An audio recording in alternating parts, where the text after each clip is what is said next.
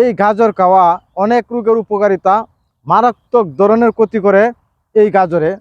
দেখেন, আমরা সবসময় বাজার থেকে গাজর কিনা খাই অনেক রোগ থেকে মুক্তি পাওয়ার জন্য, কিন্তু এই গাজর একটি মানুষের জীবন ধ্বংস করে দিতে পারে। এমন শক্তিশালী এই গাজরের ভিতর ক্ষতি হয়। এই গাজর যাদের ডায়াবেটিক্স আছে, যদি আপনি খান, বড় ধরনের অ্যাক্সিডেন্ট আপনি ঘটাবেন। কারণ গাজরে অতিরিক্ত ডায়াবেটিক্স বৃদ্ধি করে দেয়।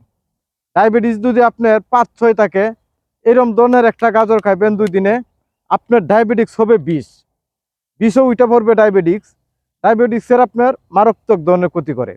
এই গাজরে কি কি ক্ষতি করে সেটা আপনারা শিখে রাখেন, জীবনে কাজে আসবে।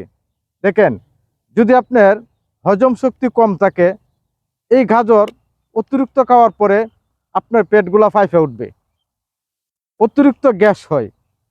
এই গাজর সাধারণত বয়স্ক মানুষের জন্য অনেক ক্ষতিকর, অনেক গ্যাস হয়, পেট ফাইপা যা। এই গাজর খাইলে আপনার অনেক রোগ থেকে মুক্তি পাবেন। পুরুষ ভাইদের জন্য একটি সুখবর, যদি একজন পুরুষ ভাই এই গাজর দিয়ে যদি আপনি শরবত বানায় খান, অনেক যৌন শক্তি আপনি বৃদ্ধি করতে পারবেন। এই গাজরের এমন শক্তিশালী গুণ আছে। অনেক লোকেরা আছেন পাঞ্চ অশ্ব রোগে ভুগছেন, সেই রোগটা আপনারা অনেকজনে বুঝেন না যে পাঞ্চ অশ্ব রোগ কারে কয়। মলদার রাস্তা দিয়ে ব্লাড বাইরে যায়, দেখা গেছে যেটা বলে রক্ত, মলদার রাস্তা দিয়ে রক্ত বাইর, আঙ্গুর ফলের মতন গুটি গুটি গুটি গুটি হয়ে যায়। অনেক কঠিন ধরনের একটি রোগ, সেটা বলা হয় পাঞ্চ অশ্ব রোগ। যদি আপনি পাঞ্চ অশ্ব রোগ থাকে, তাহলে এটা দিয়ে আপনি শরবত বানায় খাবেন।